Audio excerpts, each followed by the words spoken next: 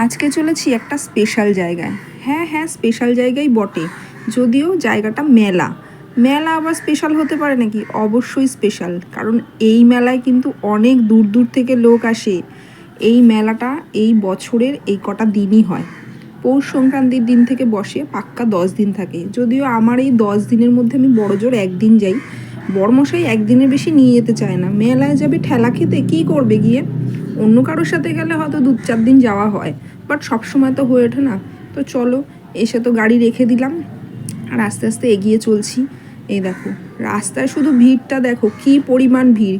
গাড়িগুলো দেখেছো তো, জ্যামে আটকে গেছে। এই যে মেলার নামটা দেখিয়ে দিলাম, অনেকেই হয়তো বুঝতে পারছো।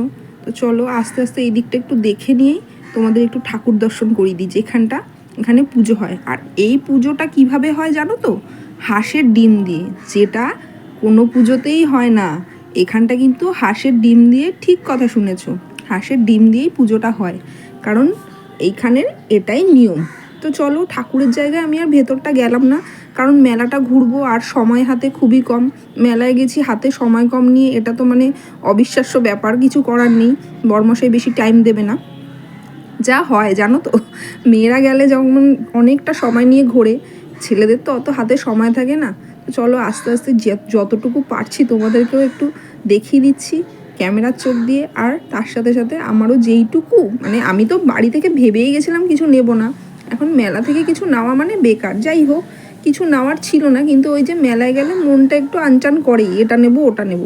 আর এই যে এই চড়ার জিনিসগুলো দেখছো, মানে দেখতে আমার খুবই ভালো লাগে, কিন্তু চড়তে আমি ছোটোবেলা থেকেই প্রচণ্ড ভয় পাই। কোনোটাই আমার চড়তে গেলে সমস্যা, কোনোটাই আমি চড়তে পারি না। এটা দেখেছো তো, ওই যে মানে একবার এই মাথা একবার ওই মাথা যাবে, ওটা এখনও স্টার্ট হয়নি। যাই হোক, দেখে এদিকে চলে আসলাম। আর এখানে বিভিন্ন রকম ঠাকুরের ফটো আছে। আলোটা জ্বলছে বলে বোঝা যাচ্ছে না, আলোটা জ্বলছে বলেই এগুলো স্পেশাল কিন্তু, মানে এটাই এটার ইয়ে। যাই হোক, দেখো রাধাকৃষ্ণ আছে, মহাদেব আছে, অনেক আছে ঠাকুরের ফটো। তো তারপরে এই দিকটা আবার আসলাম আস্তে আস্তে। এইবার আচারের দোকানে চলে গেলাম।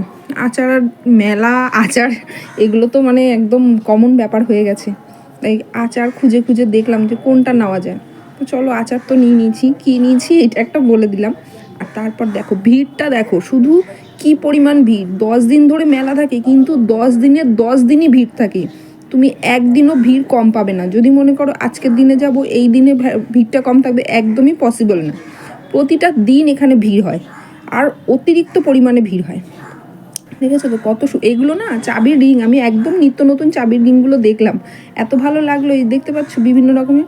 তারপর বেরিয়ে আসলাম। মেলাটা অনেক বড়, কিছুটা এই দিকের মাঠের দিকে বসেছে, কিছুটা আরেকটু এগিয়ে গিয়ে রাস্তার ওপাশে একটা জায়গায় বসেছে, ওখানটা তো যেতেই পারিনি। ওই যে বললাম, সময় হাতে ওরকম গোনাগুনতি নিয়ে তো মেলায় যাওয়া যায় না। তো তারপরে এইদিকে বেরিয়েই দেখলাম বিভিন্ন রকমের জিনিস, হাতের, কানের।